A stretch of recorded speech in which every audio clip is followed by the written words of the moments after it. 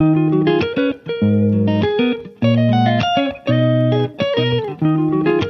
श्रीमन नारायण। नमस्कार दोस्तों, आज मैं आप लोगों को पुरुषोत्तम मास महात्म कथा या अधिक मास महात्म कथा अध्याय 11 सुनाने जा रही हूँ। इसलिए आप लोग मेरे वीडियो में अंत तक बने रहें, वीडियो को स्किप ना करें। और जिन लोगों ने मेरे चैनल को सब्सक्राइब नहीं किया है वो जल्दी से सब्सक्राइब कर लें और कथा ध्यान से सुनें।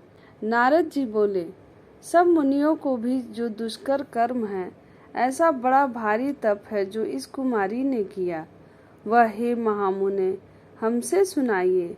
श्री नारायण बोले, अनंतर ऋषि कन्या ने भगवान शिव, शांत, पंचमुख, सनातन महादेव को चिंतन करके परम दारुण तप आरंभ किया। सर्पों का आभूषण पहने, देव, नंदी, भृंगी आदि गणों से सेवित, 24 तत्वों और तीनों गुणों से युक्त, अष्ट महासिद्धियों तथा प्रकृति और पुरुष से युक्त, अर्धचंद्र से सुशोभित मस्तक वाले, जटाजूट से विराजित भगवान के प्रीत्यर्थ उस बाला ने परम तप आरंभ किया। ग्रीष्म ऋतु के सूर्य होने पर पंचाग्नि के बीच में बैठकर, हेमंत और शिशिर ऋतुओं में ठंडे जल में बैठकर, खुले हुए मुख वाली जल में खिले हुए कमल की तरह शोभित होने लगी। सिर के नीचे फैली हुई काली और नीली अलकों से ढकी हुई वह जल में ऐसी मालूम होने लगी जैसे कीचड़ की लता सेवारों के समूह से घिरी हुई हो। शीत के कारण नासिका से निकलती हुई शोभित धूम राशि इस तरह दिखाई देने लगी जैसे कमल से मकरंद पार करके भ्रमर पंक्ति जा रही हो। वर्षा काल से आसान से युक्त चौतरे पर बिना छाया के सोती थी और वह सुंदर अंग वाली प्रातः सायं धूमपान करके रहती थी। उस कन्या के इस प्रकार के कठिन तप को सुनकर इंद्र बहुत चिंतित हो गए। सब देवताओं से धूर्षा और ऋषियों से स्पृहणियां उस ऋषि कन्या के तप में लगे रहने पर, हे नृपनंदन, हे क्षत्रिय भूषण, 9000 वर्ष व्यतीत हो गए। उस बाला के तप से भगवान शंकर ने प्रसन्न होकर उसे अपना इंद्रियातीत निज स्वरूप दिखलाया। भगवान शंकर को देखकर देह में जैसे प्राण आ जाए वैसा सहसा खड़ी हो गई और तप से दुर्बल होने पर भी वह बाला उस समय हृष्ट पुष्ट हो गई। बहुत वायु और घाम से क्लेश पाई हुई वह शंकर को बहुत अच्छी लगी और उस कन्या ने झुककर पार्वती पति शंकर जी को प्रणाम किया। उन विश्व वंदित भगवान का मानसिक उपचारों से पूजन करके और भक्ति युक्त चित्त से जगत के नाथ की स्तुति करने लगी। कन्या बोली, हे पार्वती प्रिय, हे प्राणनाथ, हे प्रभो, हे भर्ग, हे भूतेश, हे गौरीश, हे शंभो, हे सोम सूर्य अग्नि नेत्र, हे तम, हे मेरे आधार, हे मुंडास्थि मालिन, आपको प्रणाम है। अनेक तापों से व्याप्त है, अंगों में पीड़ा जिसके ऐसा तथा परम घोर संसार रूपी समुद्र में डूबा हुआ, दुष्ट सर्पों तथा काल के तीक्ष्ण दांतों से डसा हुआ मनुष्य भी यदि आपकी शरण में आ जाए तो मुक्त हो जाता है। हे विभो, जिन आपने बाणासुर को अपनाया और मरी हुई अलर्क राजा की पत्नी को जिलाया, ऐसे आप हैं दयानिधे, भूतेश, चंडीश, भव्य, भवत्राण, मृत्युंजय, प्राणनाथ, हे दक्ष प्रजापति के मख को ध्वंस करने वाले, हे समस्त शत्रुओं के नाशक, हे सदा भक्तों को संसार से छुड़ाने वाले, हे जन्म के हर्ता, हे प्रथम सृष्टि के कर्ता, हे प्राणनाथ, हे पाप के नाश करने वाले, आपको नमस्कार है। अपने सेवकों की रक्षा कीजिए।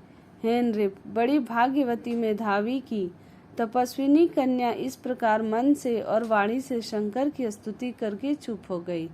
श्री कृष्ण बोले, कन्या द्वारा की हुई स्तुति सुनकर और उसके किए हुए उग्र तप से प्रसन्न मुख कमल सदा शिव कन्या से बोले, हे तपस्विन, तेरा कल्याण हो, तेरे मन में जो अभिष्ट हो वह वर तू मांग।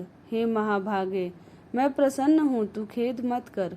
ऐसा भगवान शंकर का वचन सुनकर वह कुमारी अत्यंत आनंद को प्राप्त हुई और हे राजन, प्रसन्न हुए सदा शिव से बोली। कन्या बोली, हे दीनानाथ, हे दया सिंधो, यदि आप मेरे ऊपर प्रसन्न हैं तो हे प्रभु, मेरी कामना पूर्ण करने में देर न करें। हे महादेव, मुझको पति दीजिए, पति दीजिए, पति दीजिए, मैं पति चाहती हूँ, पति दीजिए। मैंने हृदय में और कुछ नहीं सोचा है। वह ऋषि कन्या इस प्रकार महादेव से कहकर चुप हो गई और तब यह सुनकर महादेव जी उससे बोले। शिव बोले, हे मुनि कन्या, तूने जैसा अपने मुख से कहा है वैसा ही होगा, क्योंकि तूने 5 बार पति मांगा है। अतः हे सुंदरी, तेरे 5 पति होंगे और वे 5 वीर, सर्वधर्मवेता, सज्जन, सत्य पराक्रमी, यज्ञ करने वाले, अपने गुणों से प्रसिद्ध, सत्य प्रसिद्ध, जितेंद्र, तेरा मुख देखने वाले, सभी क्षत्रिय और गुणवान होंगे। श्री कृष्ण बोले, न तो अधिक प्रिय न तो अधिक अप्रिय। ऐसे महादेव के वचन को सुनकर बोलने में चतुरा कन्या झुक कर बोली। बाला बोली, हे गिरिजाकांत सदाशिव, संसार में एक स्त्री का एक ही पति होता है, अतः 5 पति का वर देकर लोक में मेरी हंसी न कराइए। एक स्त्री 5 पति वाली न देखी गई है, न सुनी गई है। हाँ, एक पुरुष की 5 स्त्रियां हो सकती हैं। हे शंभो, हे कृपानिधे, आपकी सेविका मैं 5 पतियों वाली कैसे हो सकती हूँ? आपको मेरे लिए ऐसा कहना उचित नहीं है। आपकी सेविका होने के कारण जो लज्जा मुझे हो रही है वह आप अपने को ही समझिए। कन्या का यह वचन सुनकर शंकर जी पुनः उससे बोले। शंकर जी बोले, हे भीरु, इस जन्म में तुझे पति सुख नहीं मिलेगा।